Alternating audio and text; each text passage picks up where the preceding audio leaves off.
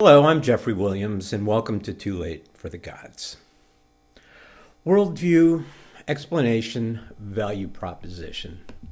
These are the themes of a recent essay and video by the apologist S.J. Thomason titled, What Does Atheism Have to Offer? The Atheist Value Proposition.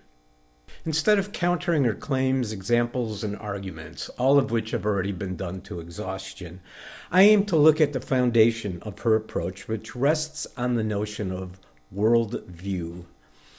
A seemingly innocuous word at first glance, but behind which stands the germ of the false arguments of Christian apologists.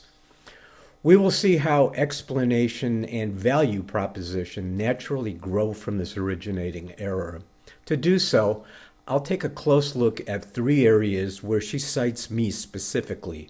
Specifically, they were about worldview, the nature of reality, and morality.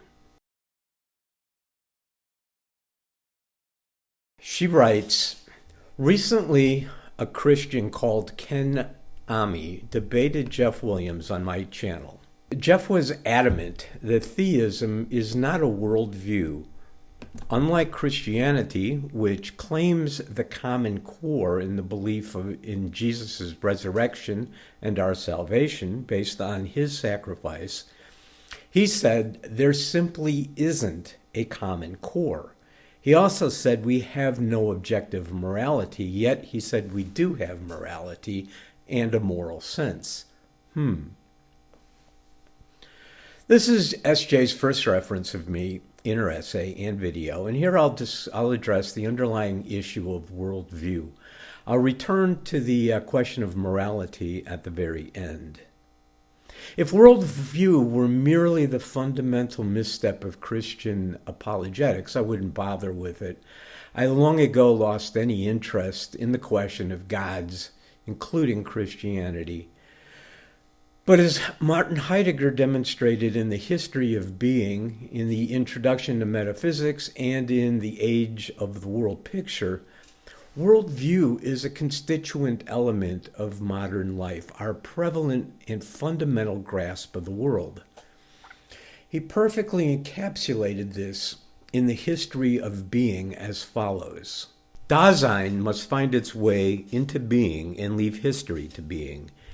Being in its dignity does not require domination. The first commencement has become more inceptional and more primary, and for this very reason, being no longer essences as physis. Above all, metaphysics is without soil or ground. Yet for this reason, its progeny dominates worldview. For those not familiar with Heidegger's ontology, let's look closely at these few words.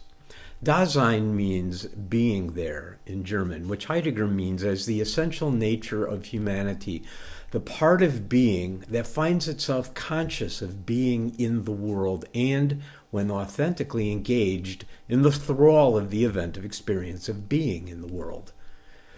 But our history in the West is one of forgetfulness of being and not enthrallment, as we reduce our world to mere objects of manipulation and superficial measure.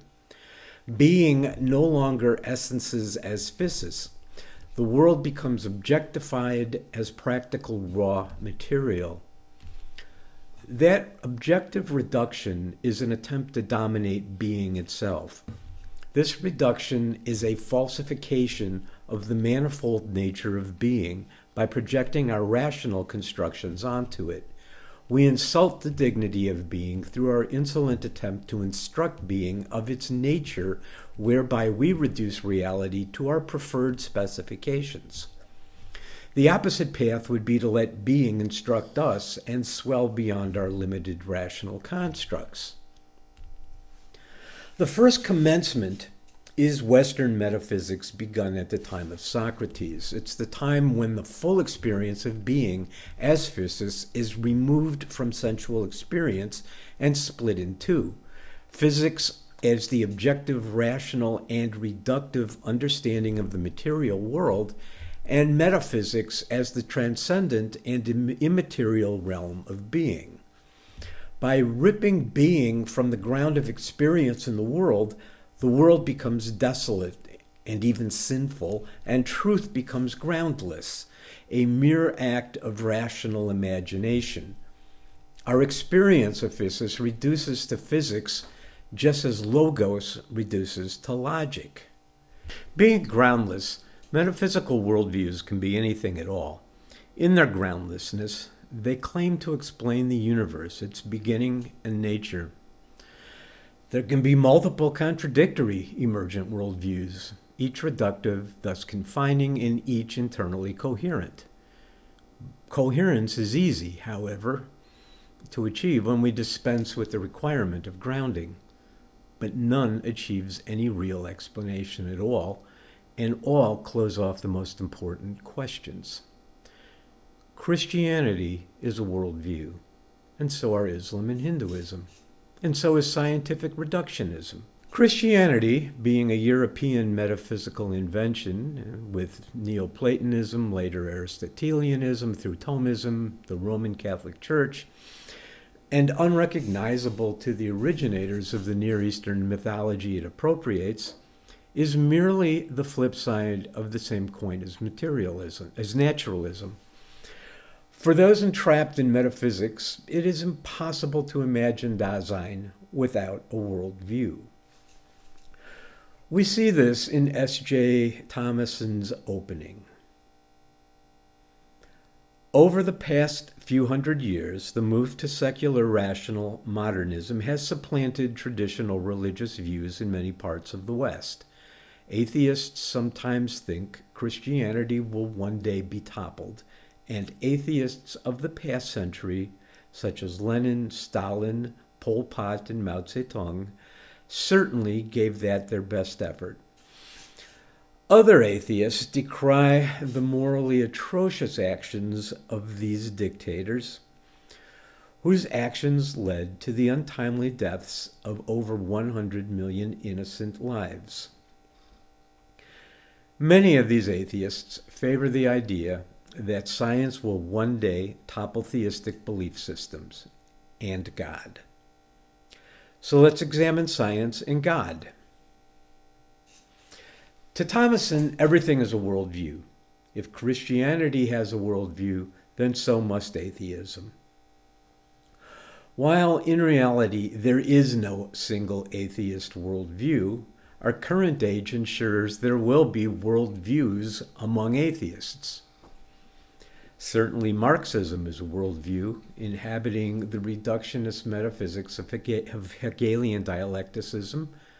As such, it reduces the world to material and power. Much bloodshed ensued.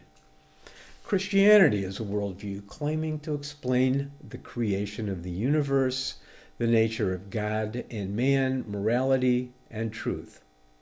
It's also a reductive metaphysical construction that precludes the necessary fundamental questions by insisting it already has the answers. Much bloodshed has ensued. If we are to ascribe atheism to communism, we must then also take into account the atheism of Milton Friedman and Friedrich Hayek, and ascribe monetary theory, supply-side economics, and free market libertarianism to atheism. Also, not without bloodshed. And naturalism is a worldview, or more broadly, scientific reductionism and the metaphysical insistence that the universe is orderly and rationally explainable. Far too many in the sciences also fail to perceive the fullness of being. But all that would simply be furthering Thomason's inability to see outside her confinement of the Christian view, where the world is reduced to Christian and non-Christian. All of these worldviews fail due to the lack of being grounded in what being presents in the events of experience, and all offer equally false claims of universal explanation. This lack lies at the foundation of modern drift and sense of loss, or even anxiety, desolation. We are ripped from the ground that nourishes us. At the heart of metaphysics lies the myth of subject-object duality. Dasein depicted as individuated immaterial soul opposite an observed material world. This individuation is absolute, a rational end in itself, and not just that, but an end in itself with an all-explanatory worldview. The all-explanatory feature stifles questions, allowing the weeds of dogma to grow. And dogma, fueled by will to power, the last stage of metaphysics, leads to bloodshed. Thomason goes on to write, so what makes atheism so attractive to some so-called rationalists, materialists, or naturalists? Does it explain our most important questions of life? Is it the truth? What is its value proposition? Or alternatively, does Christianity offer tremendous explanatory power for life? Is Christianity the truth? What is Christianity's value proposition? Truth is that which conforms with reality. Let's examine the two worldviews in the context of life's biggest questions. Notice the emphasis on practicality. The crude business jargon of value proposition is given first priority, followed by a vague notion of truth. This is the legacy of subject-object metaphysics, where the world exists for our domination, and the worldview must first of all provide practical benefit. Truth thus comes about as that which supports the benefit. Thomason gives us the naive and superficial definition of that which conforms to reality, but is unaware she already constructs reality as that which is useful in her worldview. The value of a worldview is its ability to provide answers to what in reality are uncanny and inexplicable mysteries, but always in accord with one's preferences. The earmark of metaphysics is its lack of grounding, enabling a myriad of contradictory explanations as evidenced by not only the biblical creation myth, but also Enuma Elish, Gaia emerging from chaos, and many others. All are groundless and explain nothing at all, unless we mean explain to be no more than a coherent narrative. But none conforms to any reality outside the groundless supposition of the worldview. Worldviews are essentially incapable of describing ultimate reality, and that goes for scientific reductionism as well as religious myth. S.J. then goes on to write, yet some atheists, such as Jeff Williams, will push back on even the most basic foundations which we've built our scientific theories on, by questioning the rationality of our universe. We can only pray that he and others like him come to their senses. As I said earlier, scientific reductionism and Christian worldview are two sides of the same metaphysical coin. A firm yet ungrounded assertion that the universe is fundamentally ordered and rationally understandable. To the Christian and the naive realist, the very questioning of this tenet is nonsense. They must cling to this belief at all costs, or all is lost. If the world is fundamentally irrational, then the mere coherence of a narrative becomes worthless. The proposition loses all explanatory value. This is where it becomes interesting. Science itself in the last 100 years has crashed into the impenetrable wall of decoherence, and as in the particle crash of a supercollider, decomposed into mysteries literally inconceivable to our rational minds. Fundamental reality is known to us only negatively, as a lack of our very conditions of rational thought. It is without space and time, without causality and number. Superposition violates the law of non-contradiction. Einstein is often said to be the last physicist entitled to belief in a rational worldview, as he was heavily influenced by Spinoza's metaphysics of a mechanistic world created by a perfectly rational God or nature. Confined to this worldview, Einstein famously rejected the obvious implications of quantum mechanics, such as entanglement and indeterminacy, as he insisted there must be hidden variables that, when discovered, would restore our faith in a rational universe. In the early 60s, John Bell offered a theorem that promised to disprove hidden variables, and Anton Zeilinger, Alain Aspect, and John Clauser shared the 2023 Nobel Prize in Physics for giving definitive experimental proof of Bell's theorem. Like it or not, fundamental reality is irrational, and all our systems of understanding are limited projected constructs. Worldviews are not only ungrounded, but in opposition to fundamental reality. They explain nothing at all. She then goes on to write, the question of God's ontology so vexes the atheist that they try to shift the burden of proof for God's existence to the theist by claiming the definition of atheism is a lack of belief in God. Thus, the theist must address the atheist's lack of belief by demonstrating evidence for their own beliefs.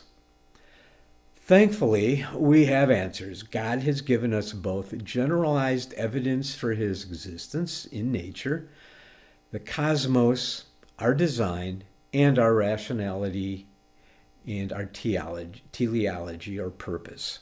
Worldviews collapse because they assume a rational universe, but also due to a lack of grounding. This is the obvious weakness of Christianity, but also all worldviews. Christianity cannot present its God and necessarily resorts to sophistry and empty claims. Notice the degraded use of ontology by Thomason. Non-metaphysically, ontology is philosophy in its fullest sense as a deep questioning within the experience of being in its manifold nature. In the spirit of metaphysical reduction, however, she uses it merely as a pretentious way to ask if something exists. Unable to ground this existence in experience, she blatantly attempts to shift the burden of evidence to the atheist. She then writes of morality. He also said we have no objective morality, yet, he said, we do have morality in a moral sense. As the signals, within her worldview, my statement about morality is incomprehensible. Within the imprisonment of subject-object metaphysics, there are only two alternatives for her. Either there is an immaterial objective law recognized by our immortal souls, Christian metaphysics, or there is no morality at all and everything is allowed in the sinful world of the senses, reductive physicality, nihilism. Hume is probably the most famous of the moral sentimentalists, and he recognized something fundamental in human nature. We have an innate sense of morality that can be refined over time. That is, morality is subjectively determined, but not entirely arbitrary. It is guided by certain innate sensations and common. In the same way, we share an innate ability to commonly reason. When we make a moral judgment, it is immediate in the gut, not an effect of mediated syllogistic reasoning to a standard. The history of Christian morality itself shows the refinement of moral sentiment over time, as once biblically approved genocide, stoning of heretics, and slavery are now morally repugnant to most believers. The change over time defies any claim of objective law, which must be immutable. The universe is irrational, and so is morality. But here, irrationality does not imply empty, but rather overfull, so much more than we can reason. To follow the question of morality requires overcoming of worldview. To grasp its nature, we need to abandon subject-object metaphysics. Fundamental reality is not atomic, but entangled. All is connected and in mutual relationship. The key to finally grasping morality is through empathy and love, our primary modes of experiencing fundamental entanglement. The loss of individuation without annihilation. Complementary being in the world superposition. For Heidegger, the second commencement follows a complete rejection of the past 2,500 years of subject-object metaphysics. It rejects rational systems and reduction. It substitutes aesthetic knowing for objective representation. He saw himself as no more than somebody clearing the way for this new beginning. But who were to be the brave new explorers of being? Certainly not the academy and its mean pretense to philosophizing. Heidegger saw the role and capability of the academy as no more than transmitting the past, a past no longer vital. And philosophers lie. So we turn to poetic thinkers, artists, and musicians. A beginning that isn't new at all, but a return to the pre-metaphysical approach of physis. A poetic, non-reductive physicalism, perhaps. Heidegger wrote at the time of intellectual PTSD, full of anxiety and dread. The vertiginous moans of Nietzsche's madman echoed with the deaths of God in the illusion of a predictable, rational universe. This was the desolate time when we are too late for the gods and too early for being. But it would be wrong to identify the madman with Nietzsche, who knew better and commanded us to laugh and to dance. And in perfect irony, he collapsed in a surfeit of empathy embracing a beaten horse. But this is the 21st century, and we have had ample time to reorient ourselves. Empathy and love beckon us away from subject-object confinement and its systematic dogmas. Systems are mechanized death. Life is a temporary dance to the tune of entropy. Make a joyful sound. Embrace the weirdness whose call beckons from the heart of being. Surf the waves. Empathy, love, and joy shared. Or at least so says this unreconstructed 60s hippie.